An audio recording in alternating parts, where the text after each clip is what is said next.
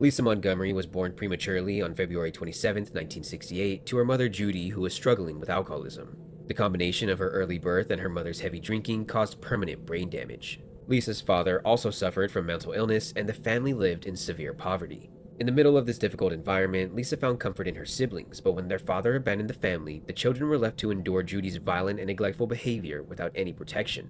Judy's abuse was constant and severe. She beat her children with belts, cords, hangers, forced them to take freezing showers, and even punished them by making them eat raw onions. If Lisa refused her food as a toddler, she would then be strapped into her high chair and forced to stay there for hours. Judy also silenced them by taping their mouths shut.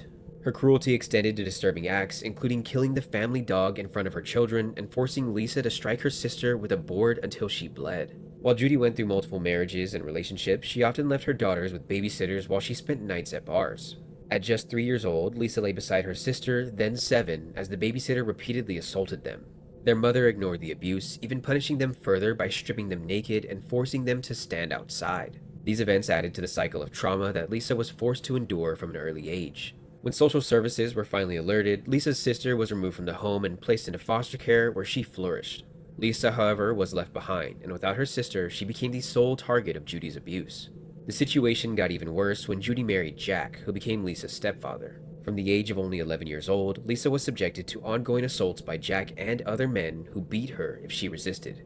At one point, Lisa even ran to the police to report that she had been getting assaulted. Instead of offering her protection, officers returned her to her mother, who continued to enable the abuse. Her stepfather even built a room off the trailer, only accessible from the outside, where Lisa was forced to live in isolation. He claimed he was preparing her to be a wife while assaulting her repeatedly. On one occasion, Judy walked in during an assault, pointed a gun at Lisa's head, and blamed her for betraying her. At school, the warning signs were visible. Lisa often appeared dirty, wore ill-fitting, hand-me-down clothing, and showed obvious signs of withdrawal. Teachers noticed she had trouble focusing, frequently lost her train of thought, and sometimes spoke in the third person.